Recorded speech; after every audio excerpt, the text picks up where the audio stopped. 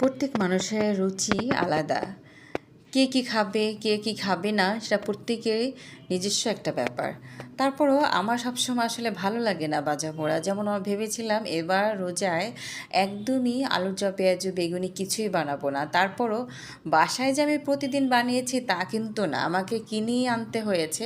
প্রতিদিনই মুড়ি মাখিয়েছি। আর এখন শেষের দিকে এসে দই চিড়া খাওয়া শুরু করেছি। তারপরও যখন খাবার টেবিলে বসি ইফতারির জন্য, তখন দেখা যায় এক একজনের মুখের অবস্থা এক এক রকম হয়। মানে শুধু দই চিড়া দিয়ে তাদের ভালো লাগে না, হয় না। তো শেষ সময় চলে এলাম এই যে রান্নাঘরে কিছু ইফতারি তৈরি করতে। তো বেশি কিছু করব না, কয়েকটা বেগুনি করব, তারপর ডিমের চপ করব, সাথে থাকবে তরমুজ, পেয়ারা, আর এই তো বেগুনি, ডিমের চপ, আর হচ্ছে দই চিড়া যে বললাম মাখিয়ে রেখেছি সেটা, আর শরবত থাকবে, লেবুর শরবত। আসলে আগে দেখা যেত যে আমরা ট্যাং, রুয়াবজা এগুলো না না দিলে শরবতটা ভালোই লাগতো না। কিন্তু ইদানিং যেভাবে দেখছি যে নকলের একদম সব দিকে ভরে গেছে, কোনটা খাবো আর কোনটা খাবো না সেই চিন্তা করতে করতে আসলে এখন আর ভালো লাগে না, যে ভাবি যে কিছুই খাবো না, কিন্তু যেটা না হলেই চলে না সেটা তো খেতে হবে। তো যা হোক, শেষ সময় চলে এলাম ভাজাপোড়া করতে।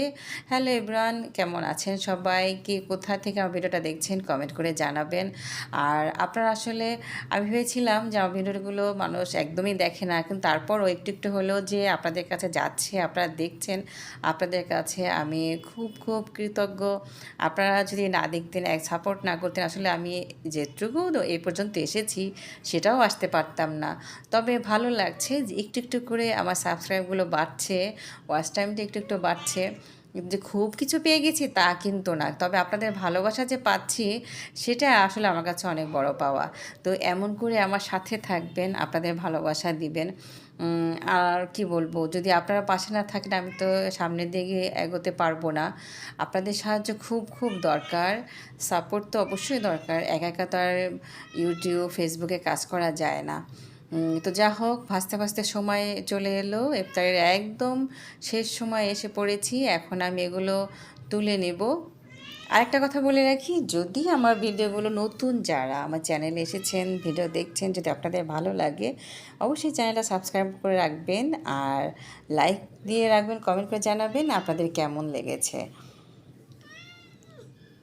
এখন আমি কিছু মরিচ ভেজে নেব বেসন দিয়ে, সেগুলো আমি চিড়ে রেখেছি। আগে আমরা আসলে বুঝতামই না যে মরিচও বেসন দিয়ে ভেজে খাওয়া যায়।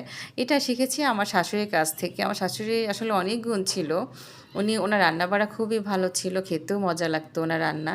কিন্তু